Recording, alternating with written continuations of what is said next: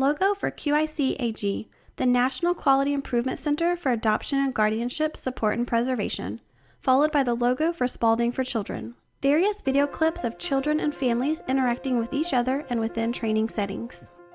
Children from hard places need parents who feel equipped to help them heal and grow no matter what. That takes preparation, education, support, and the services families need when they need them. In partnership with 8 sites, the National Quality Improvement Center for Adoption and Guardianship Support and Preservation tested promising practices and evidence-based models of support and intervention along a continuum. 8 interventions in 5 intervals, each focusing on a different level of risk. Together, the intervals represent the needs a family may encounter along the lifelong journey of adoption or guardianship. A flowchart representing the permanency continuum framework. The chart begins with pre-permanence divided into 3 intervals: stage setting, preparation, and focus services. Next is finalization. The chart continues with post-permanence divided into 5 intervals: universal, selective, indicated, intensive services, and maintenance. The 3 intervals of universal, selective, and indicated are further labeled as prevention. Texas selected focused services for its intervention. Introducing Pathways to Permanence 2, parenting children who have experienced trauma and loss. This is Texas, the Lone Star State, where adoption professionals and the families they serve have discovered a new pathway to forever. Blanca Denise Lance, Site Implementation Manager, Texas QIC-AG. Our intervention in Texas is Pathways to Permanence 2, parenting children who've experienced trauma and loss. It is a 7-session course for caregivers who are actively parenting children that are moving towards adoption and or guardianship. We are in the focus service interval, which is the pre-finalization phase. Focused services are intended to address the emotional, behavioral, and mental health needs of children, and to prepare families to meet the needs of the children both pre- and post-permanence. We were looking for something progressive and something that would allow someone to feel empowered to move forward towards finalization and adoption. We went through a very extensive process. We had an intervention selection team that we used. Lindsay Van Buskirk, Regional Director, Child Protective Services, Texas Department of Family and Protective Services. We met as a team. It was my staff, it was stakeholders, it was part of the QIC team. We really went through a theory of change to define what we wanted to work on and what barriers did we see. It all coming back to trauma, grief, and loss. What we found was that we needed to be better at preparing families in dealing with trauma, grief, and loss. And that to effectuate change, we needed an intervention that could support them through that process. Pathways to Permanence 2 was really the best fit because it focused on trauma, grief, and loss. It focused on not making the behaviors and emotional needs of our children their fault. It focused more on equipping the families. Rowena Fong, Co-Principal Investigator, QIC-AG. This is an intervention that the state really is excited about, and they wanted it purposely for this population. Monica Faulkner, University of Texas at Austin, Evaluator, QIC-AG. We're basically trying to figure out if the intervention Pathways to Permanence 2 increases the likelihood that we can move kids out of foster care and into permanent. The scene changes to Kinship Center, a member of Seneca Family of Agencies, Salinas, California. Pathways to Permanence 2 comes from California, from Kinship Center. They're the ones who developed it. They've provided extensive technical assistance. They came to Texas and trained our facilitators. 3 people at the Kinship Center are talking while around a table. Carol Bishop, Statewide Adoption Policy Director and Co-Founder, Kinship Center, a member of Seneca Family of Agencies. Traditional parenting depends on attachment and relationships. And children who've experienced trauma and loss are usually not terribly trusting of adults and have a difficult time establishing new relationships, and certainly have a difficult time establishing attachment. So what we're trying to do is help parents modify their parenting so that they're really getting attuned to what the child's needs are and not reacting to the behaviors. In the summer of 2015, my then 14-year-old granddaughter made an outcry of sexual abuse. The scene changes to a family's home. And as part of that, Monty Swearingen, grandmother. she and her 2 younger siblings were removed from their home by CPS and placed with me. It turned my world upside down, and it turned those 3 kids' world upside down. Monty's daughter, the mother of her grandchildren, stood by the abuser. But I was really struggling because of the trauma that was going on with the family. Things weren't normal anymore. Things were not like they used to be. These kids were traumatized. They'd been through horrible things. You can't just love this away for them. Monty was among the families invited to participate in the Pathways to Permanence 2 trial. So I see a letter and I'm thinking, oh man, what are they going to want me to do now? But as I looked at it and started reading about it, it caught my eye immediately. I knew there had to be some better way to deal with the children than the way I was trying to raise them like I raised my kids back in the 70s. It doesn't work. So I was open to more information. I knew I needed something that worked. And I was hopeful from the beginning that this class would offer that to me, and it did. The scene changes to another family's home. Robert and Sandy Coy built their family through adoption. First came Andrew, adopted 10 years ago at 12. Next, Lily and Noah, a sister and brother adopted at 8 and 10. And the newest family members, another sibling group, Marcus, 9, and Samuel, 7. We had it all wrong, honestly. Sandra and Robert Coy, adoptive parents. And we thought, I'm going to go into this adoption. This kid is going to be so grateful because they just want a family and we want a kid. We adopted Andrew. He was our first adoption. He was 12 years old. He did not like moms.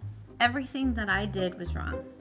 Everything. Better one of mine. 7 years later, the Coys became foster parents to Lily and Noah, with the intention to once again adopt. First week that we got Lily and Noah, and they were placed in our home, about 3 days later was Robert's birthday. We were swimming and barbecue, we were having fun. That was the first time we met the other side of Lily. Carrie Caprich, adoption specialist, Texas Department of Family and Protective Services. So in a time span of 5 years, these kids had moved to 10 different placements. Not always together. When I received the case, the kids weren't together. For various reasons. If you go back and look why all the placements changed, it says because of child behavior. The caregivers no longer wanted the children in the home for whatever reason. She screamed and screamed and screamed, and then that is when we found out that she could make her nose bleed on demand. So there was this screaming child with blood running down her face, screaming, "You're hurting me," and we were nowhere near her. We weren't prepared for that. You could see that they were really sweet kids, but they did have, just these deep layers of trauma, and they didn't know how to deal with it. And what I was finding was these caregivers didn't know how to deal with it either. I used to cry. I used to cry a lot, and I would say to Robert when we were away from the kids, I don't know if I can do this. And it broke my heart because I did not want to be one of those parents that returned a child. I didn't want to be that. But it crossed our minds. I was scared. I was scared of failing these children. But right about when we were going through, oh my gosh, did we bite off more than we can chew? Are we the right parents for these kids? Is when the Pathways to Permanence class came in. Debbie Shug, family coach and Pathways to Permanence 2 trainer, Kinship Center. A lot of our parents coming in that are just at the end of their rope. They're not enjoying their kids. They love their kids, but they can't enjoy them, and they're too exhausted to do anything else. The scene changes to people sitting around a conference table set up in a training environment. I was a little apprehensive at first. I didn't really know what to expect, but I was desperate for knowledge, and I've always found out that information helps. One of the first things that the facilitators told us is that they're going to give us some tools that we can use to deal with kids who've been traumatized. And I'm like, tools, I need those. I've got kids who've been traumatized. I'm in the right place. I received a letter in the mail from my caseworker saying, here's a class, Pathways to Permanence. And I looked at it, I scanned it over, and I just kind of put it off to the side because I didn't want to take another class. What made me take interest in it is when my caseworker said to me, I need you to trust me. Please give it a shot. I went into that first class, and an hour into it, I think it was a 3-hour class, I was sitting there going, oh my gosh, wow. Wow. The biggest takeaway that I had from that class was the 10 things I need from you every day. A framed list of 10 things I need from you every day is displayed. 1. I need you to really listen to me. 2. I need you to know I'm important. 3. I need to be touched. 4. I need to feel safe, to have structures. 5. I need choices so I feel empowered. 6. I need to be claimed by you. 7. I need to play with you every day. 8. I need to know mistakes are okay. 9. I need your help in finding my gifts of potential. 10. I need you to be my emotional tutor. From the child's perspective, I need you to listen to me. I need to be touched every day so that I know that you have affection for me. I need to be claimed by you. Let me see. And who are you? For you to gain a child, there was a loss somewhere. Ty Cliffel, Supervisor, Settlement Home for Children, Pathways to Permanence 2 Facilitator. One of my favorite parts of the curriculum is the 7 core issues. It shows loss as the hub of the adoption experience, which gives families a really deep understanding of where kids' behavior is coming from a lens of loss. A diagram of 7 core issues is displayed. At the center is loss, and 6 items surround it: rejection, shame, guilt, grief, identity, intimacy, and mastery control. Katie Hammond, Foster Adopt Development Supervisor, Texas CPS, Pathways to Permanence 2 Facilitator. Another big component of the curriculum is what we call developmental buckets. So we have 5 buckets that represent developmental stages. And it's our job as parents to fill these buckets with sensory-rich experiences. What do I mean by sensory-rich experiences? It was sort of fascinating to me to try to come up with ways to, well, how can I fill these buckets? What can I do? So I like session 3. Tiana Mayo, Faith-Based Point of Contact, DFPS Region 7, Pathways to Permanence 2 Facilitator. I love when we go over the stages of development and what you should expect at each stage of development. That really brings things home to the participants to see, oh, they're acting like a 5-year-old. Let me parent to that 5-year-old that didn't get what they needed at that stage of development. Parent to the stage, not the age. Yeah. Kristen Ivey, Permanency Practitioner, Region 7, Pathways to Permanence 2 Facilitator. I liked session 4 that talks about some of the science behind it, the limbic system, the emotional responses, and you just kind of, do your hand models of the brain where I flipped my lid and I'm back to my thinking brain. Carrie Tatum, former CASA Staff Supervisor, Pathways to Permanence 2 Facilitator. Session 5. By 5, and we're now talking about really creating those positive attachments and the things that we're going to really reinforce in the home. I start seeing more of the aha. And then they also talked about the birth parent conversation, and which was something that Rob and I had stayed and shied away from during our first adoption. We felt like it would bring up bad things if we talked about the birth parents, so we never did. We thought we were protecting them by not giving them all the information. And it's not. This class was telling me, you need to talk about it, and you need to be real honest, and you need to tell the kids the truth. So that is exactly what we did. That's part of what creates their whole sense of self, and that's what lets them grieve the losses, and that's how they put together the pieces of the puzzle. That was our turning point. That was our breakthrough moment with our kids, because they suddenly felt safe, and we were talking about something that nobody else would talk to them about. One of the things that impressed me greatly is what I learned from the other participants. Devastated. We learned from each other. Sometimes we consoled each other. I was feeling pretty alone in my world. No one else that I know, none of my friends had ever been through anything like this. So it was really helpful to be around other people who were dealing with similar things.